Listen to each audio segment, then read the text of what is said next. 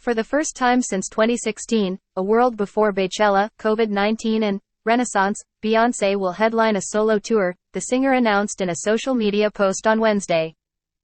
Beginning on May 10 in Stockholm, and continuing in Europe through June before coming to North America, the Renaissance World Tour, in support of her seventh solo album, will run for at least 40 dates, largely in stadiums, according to dates posted to Beyoncé's website. The tour includes one night at MetLife Stadium in New Jersey, July 29, and one at Sophie Stadium in Inglewood, Calif. September 2, amid stops in Chicago, Philadelphia, Toronto, Atlanta, Phoenix and Miami.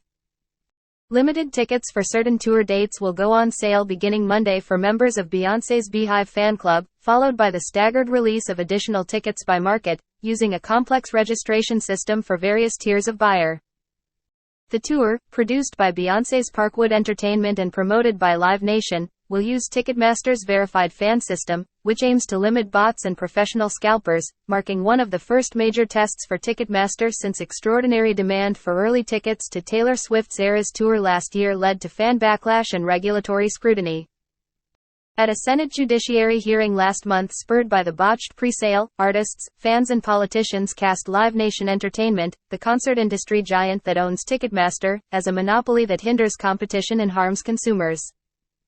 Beyoncé's shows will be the singer's first live events available to the public since the On the Run 2 tour with her husband, Jay-Z, in 2018, tied to the surprise release of a joint album, Everything Is Love, by the duo billed as the Carters.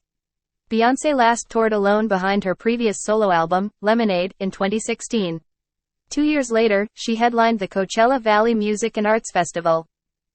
That show, which went on to be released as Homecoming, 2019, a live album and concert film, was called Rich with History, potently political and visually grand, in a review by the New York Times critic John Caramanica.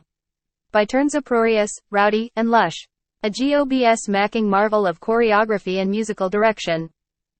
In the years since, Beyoncé has surfaced intermittently, including with songs like Black Parade, which won a Grammy Award for Best R&B Performance, and Be Alive, which appeared in the movie King Richard, and was nominated for an Oscar.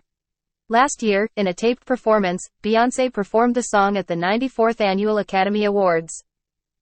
But the singer made a return to the pop mainstream in earnest with the July 2022 release of Renaissance, a dance floor-oriented album that she said was inspired by the LGBTQ community and has spawned hits like Break My Soul and Cuff It.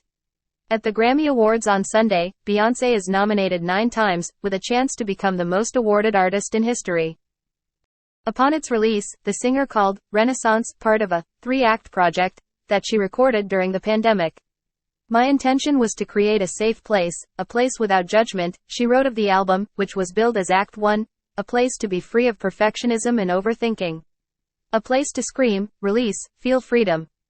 Major music touring has largely recovered, especially at its highest levels, since the COVID-19 pandemic.